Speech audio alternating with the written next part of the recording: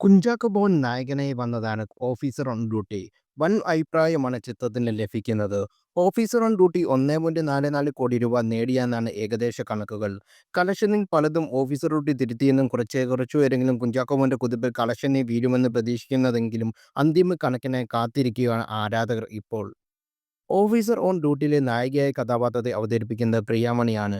Emotional crime ഡ്രാമയാണ് ചിത്രം. നായാട്ട്, ഇരട്ട എന്നീ ഹിറ്റ് ചിത്രങ്ങളുടെ പ്രേക്ഷക ശ്രദ്ധ ആകർഷിച്ച ജിത്തു അഷ്റഫാണ് സംവിധായകൻ.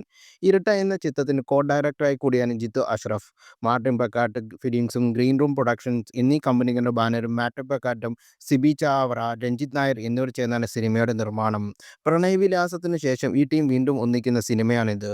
ജോസഫ് നായാട്ട് സിനിമകളുടെ തിരക്കഥാകൃത്ത് ഷാക്കിർ കബീറാണ് സിനിമയുടെ രചന. ഗ്രീൻ റൂം പ്രൊഡക്ഷനിലൂടെ ഡ്രീം ബിഗ് ഫിലിംസാണ് ചിത്രത്തിന്റെ വിതരണം എത്തിച്ചത്. ചാക്കോച്ചൻ വീണ്ടും പോലീസ് വേഷത്തിൽ എത്തുന്നുവെന്നും ചിത്രത്തിന്റെ പ്രത്യേകതയാണ്. ജഗദീഷും വിശാഖ് നായരും പ്രധാന വേഷത്തിൽ ചിത്രത്തിലുണ്ട്. മനോജ് കെ. യു, ഉണ്ണി ലാലു, ജയകുറുപ്പ്, വൈശാഖ് ശങ്കർ, വിഷ്ണുജി വാര്യർ, അനുരാധ്, ലയ മാമൻ, ഐശ്വര്യ തുടങ്ങിയവരാണ് ചിത്രത്തിലെ മറ്റ് കഥാപാത്രങ്ങൾ. കണ്ണൂർ സ്കൂളിലെ സംവിധായകൻ റോബി വർഗീസ് രാജാണ് ക്യാമറ ചലിപ്പിച്ചിരിക്കുന്നത്. ജെ ബിജോയ് സംഗീത സംവിധാനം.